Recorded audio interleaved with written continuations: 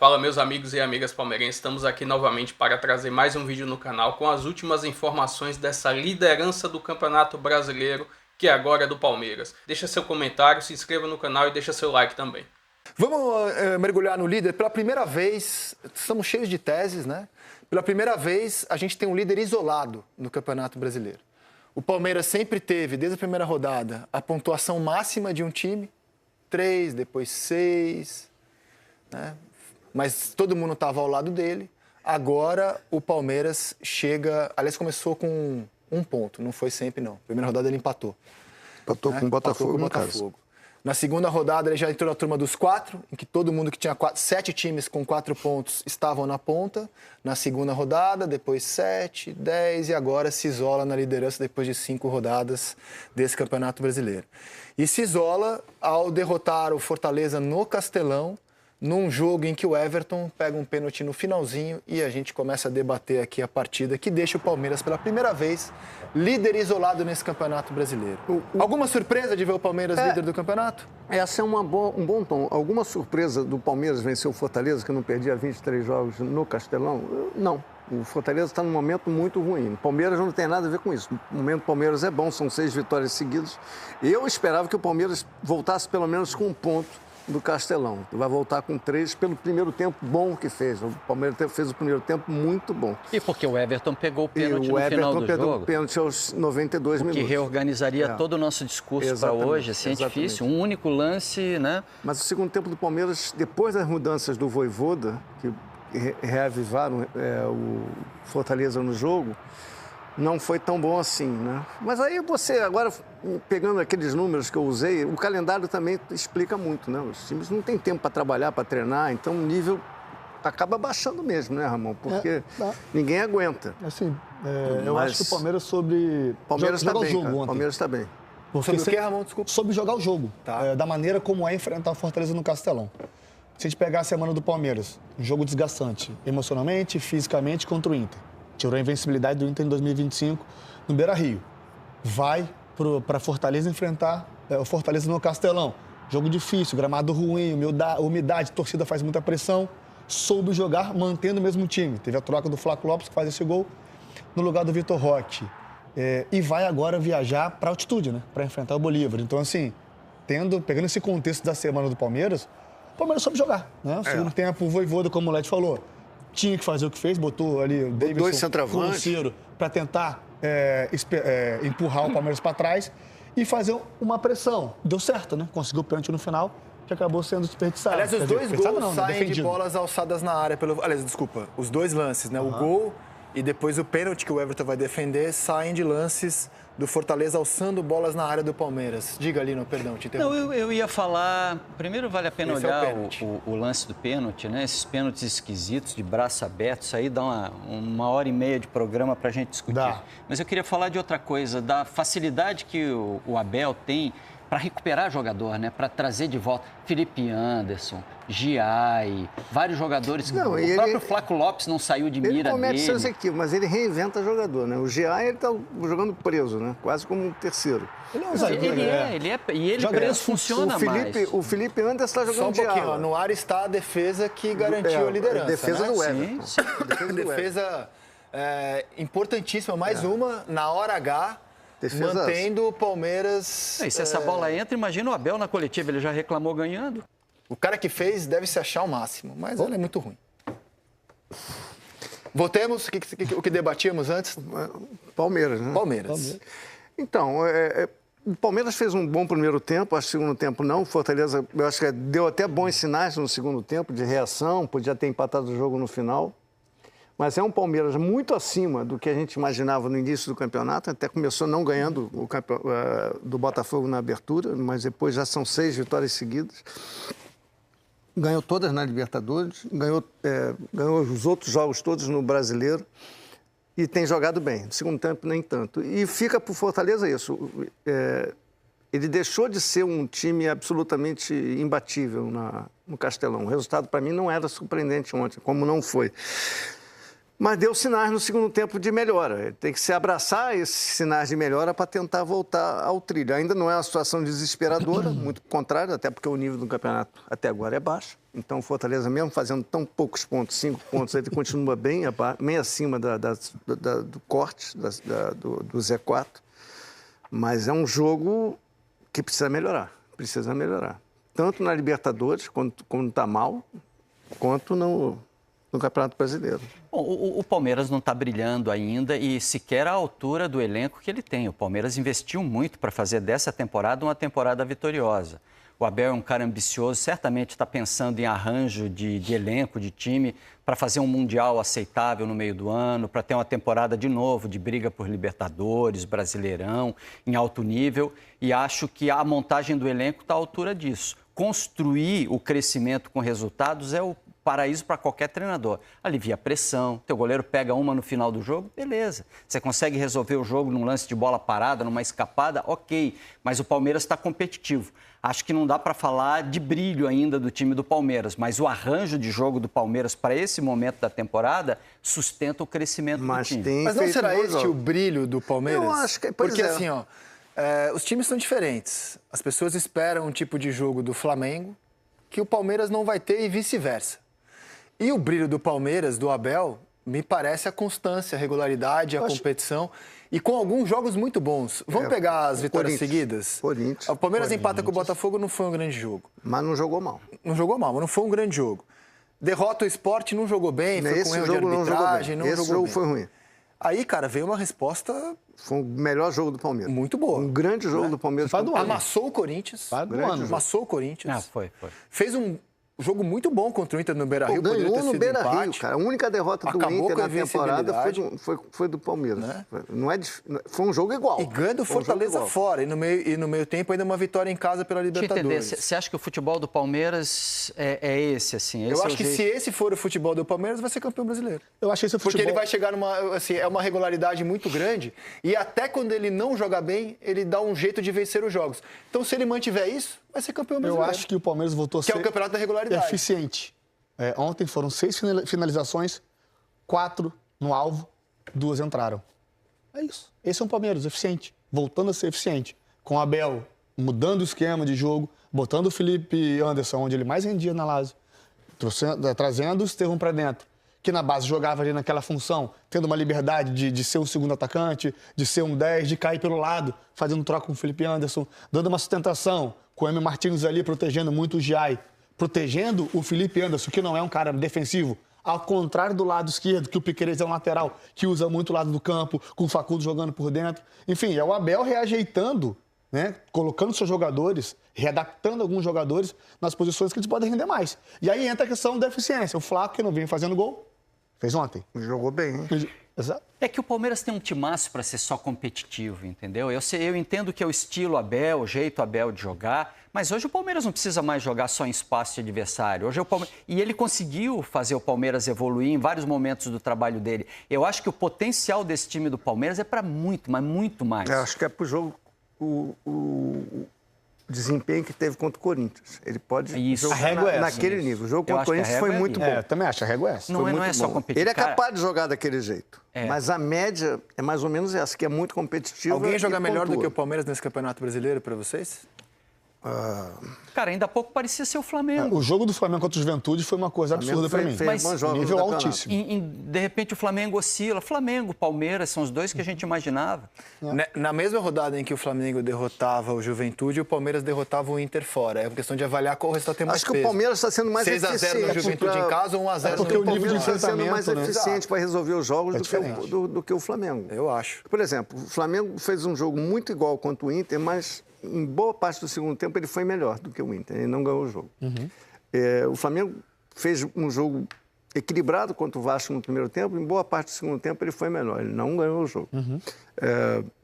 Contra o Vitória ele teve dificuldade, mas ganhou. Contra o Juventude ele arrebentou, goleou. Qual foi o outro jogo que o Flamengo teve?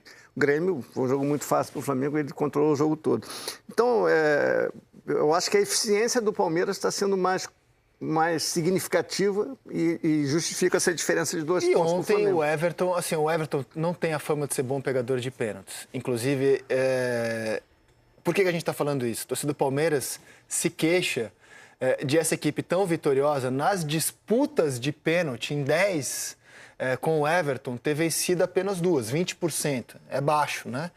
Em compensação, o histórico dele com pênaltis durante o jogo e pênaltis muito decisivos é altíssimo. Então, no ano passado, 37 do segundo tempo, 3-1 Botafogo, Tiquinho, ano retrasado, Tiquinho poderia definir o Campeonato Brasileiro ali. O Everton defendeu e ali o Palmeiras arrancou para a virada e o título. Ontem, um pênalti que garante 3 pontos, né? Esse pênalti foi a divisão, aliás, igualzinho, né? O do Tiquinho e o do Fortaleza, iguaizinhos os pênaltis. Iguaizinhos, no mesmo canto, o mesmo tempo de reação, idênticos, né? Pegou pênalti em final olímpica. Então, assim, é um cara que tem... Posso fazer uma pergunta pro Ramon? É um cara que tem também do mesmo lado. Ou seja, não é um bom lado para bater no Everton. É melhor bater do outro lado, Os né? batedores agora podem Fazer virar uma o pé. pergunta pro ex-jogador? Deixa eu pensar. Pode, Ramon, fazer essa pergunta? Para não dizer que eu sou Carlos não tem mal-humorado. moral, pode. Quem tem mais mérito? O mérito do Everton é claro. Mas o Lucheiro bateu bem um pênalti? O Everton deu uma valorizada na batida do Lucero, né? Mas eu acho que foi assim, não foi tão forte como teria que ser, mas a reação do Everton foi espetacular, com uma mão só. Ele foi bem na bola. Cara, é igualzinho é mais do mérito Tiquinho, do Everton, eu acho mais mérito do Everton. Igualzinho do Tiquinho. A leitura do movimento do Lucero vindo para a bola também, obviamente tem estudo aí, né? De cobrança de pênalti. Se movimenta no tempo certo, ele sai com uma explosão no tempo Não, certo. isso que eu falei, isola o Everton. Estou perguntando se o Lucero, a cobrança foi... Boa? Não. Boa. Foi ruim. Não foi boa. Não foi boa, foi ruim. Viu como é que eu sou? Mas não tira o mérito do Everton. Não, não tem problema. Não, mas o mérito do Everton, eu não estou mexendo nisso. Ele foi lá e pegou a bola, mas eu acho que a cobrança e não foi permitir também adequada. o cruzamento depois, né? Ele abre os braços ali, ó, e impede que no rebote haja um cruzamento. E essa Coitado bola, do Voivoda, e né, essa cara? bola foi entre o Everton e a trave, assim, no meio desse... É onde o goleiro mais... Bom, Ó, tem a e aí probabilidade ele vai impedir que haja um cruzamento e a jogada exato. perseguida. Ele cresce pra cima. Estava procurando aqui para ver quando é Palmeiras e Flamengo. É no final do mês que vem, né? Dia 25, entre... 25 de maio? 25 de maio. Estamos a um mês de um Palmeiras e Flamengo. Só que vai ser entre um jogo de Copa do Brasil e um jogo de Libertadores. Talvez seja a última rodada antes da próxima data FIFA. Pode ser. O Brasil joga com... Não é que ainda vai ter Flamengo e Fortaleza, Flamengo e Tátira, Sport Flamengo. É 7 de junho, eu acho, a próxima data FIFA. Ah, tá. Você fala data FIFA. Pode ser que esmague ali. Mas é no meio de um jogo de Libertadores e Copa do Brasil. Mas nós estamos a um mês, de repente, desse enfrentamento maravilhoso, cara. Tomara que o brasileiro resista, né? Porque a tentação de botar time misto hoje em dia é grande. Palmeiras é líder isolado, já tendo enfrentado o Inter fora, São Paulo. Fortaleza fora, Botafogo em casa, Corinthians.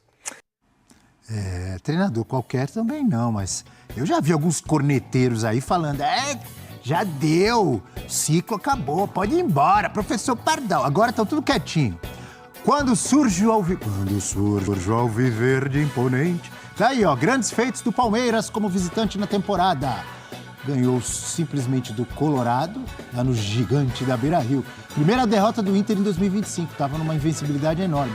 E primeira vitória do Palmeiras em Porto Alegre desde 2021, hein?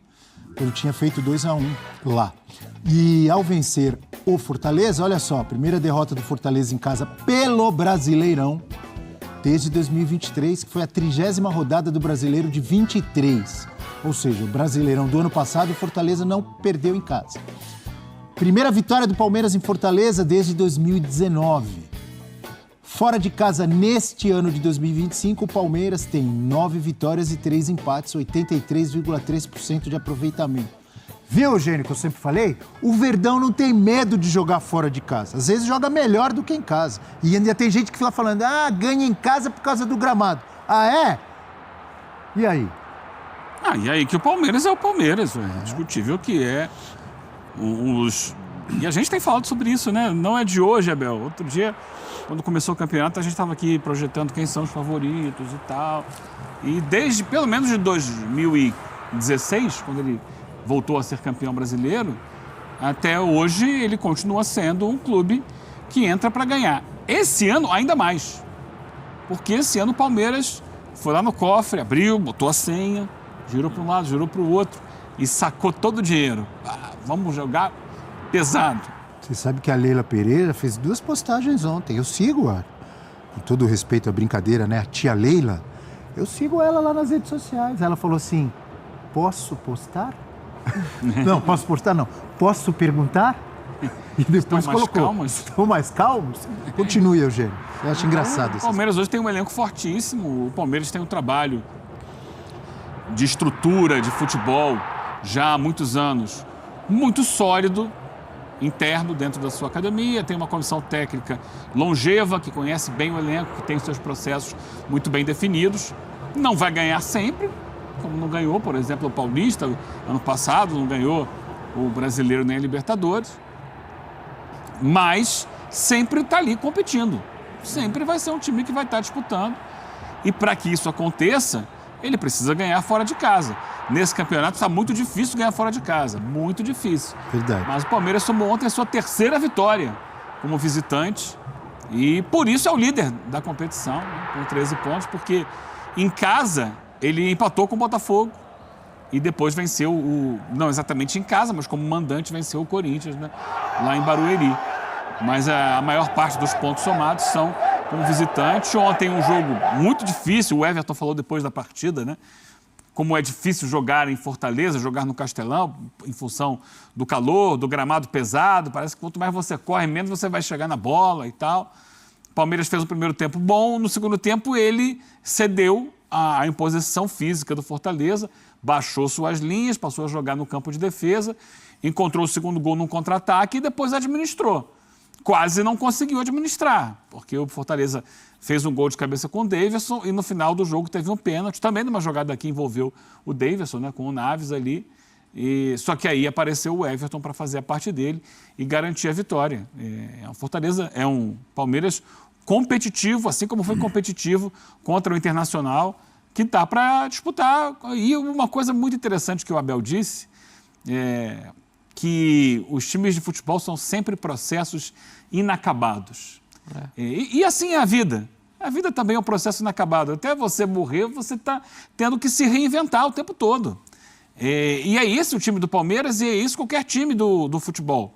Você ganhou um jogo, beleza, achei o time, acabou, não vou mexer em mais nada, é esse aqui. Não, cada viagem, cada adversário, cada gramado, cada ambiente te proporciona uma situação diferente, a necessidade de você se reinventar. E o Palmeiras, nesses jogos recentes, se reinventou. O Palmeiras de ontem não foi o mesmo Palmeiras do jogo com o Inter, não foi o mesmo Palmeiras do jogo com o Corinthians. Foi o Palmeiras que era possível ontem para ganhar o jogo com o Fortaleza. E ganhou o jogo com o Fortaleza. E usando muito o seu elenco, né, que a gente chegou a comentar num programa, até fizemos algumas comparações com o elenco do Flamengo, um elenco do Palmeiras com muita variedade, com 2 jogadores, como o Abel gosta de dizer, e acho que é o sonho de todo treinador, 2 jogadores bons e que a qualidade não cai, né, quando entra um ou outro, em todas as posições. Então ontem, por exemplo, Vitor Roque no banco, Facundo Torres e Flaco Lopes fazendo gol, e o Flaco Lopes também um belo gol, e né, gol ali de no 9. contra-ataque. Gol de 9, né? Gol de 9. Giai sendo utilizado e melhorando muito, né? Num time que tem Marcos Rocha, que tem Mike. Ali no meio tem Richard Rios, tem Aníbal Moreno, tem Emiliano Martins. Tem muita gente Evangelista. Quem? Lucas Evangelista, bem lembrado. Rafael Veiga, que está machucado. E o Verdão está aí, amigo André. E aí acho que é parte dentro desse processo que o Eugênio estava falando. Primeiro, respeitar. Não é porque o Palmeiras tem o melhor elenco da era Abel, que é o atual, que é imaginar que a coisa fosse funcionar logo de cara, porque você tem um processo de mudança significativo, né? Se você olhar a base que tem sido um time titular, se você voltar 2 anos, é um time completamente diferente. Também requer adaptação, não é só porque você investiu que tem que dar uma resposta imediata. E começo de temporada, quando você não tem pré-temporada, também exigir as cobranças que tiveram em relação ao Abel, mostram como elas eram absurdas a ponto de pedir mudança. Não é que você não possa criticar, de repente, alguma partida, uma escolha. Acho que isso faz parte do trabalho. Mas, assim, imaginar que tinha que interromper o ciclo, para mim, era um absurdo total. E isso está sendo demonstrado agora no começo do Campeonato Brasileiro. E vamos trazer mais informações aqui com dados do SofaScore sobre essa partida do Palmeiras. Segundo o Sofa, o principal jogador da partida que teve a melhor nota e foi destaque foi o Giai, que realmente fez uma boa partida. Deixa no comentário aí se vocês concordam com essa opinião aí do SofaScore. Já na questão ofensiva do Palmeiras, o Palmeiras finalizou 6 vezes durante a partida.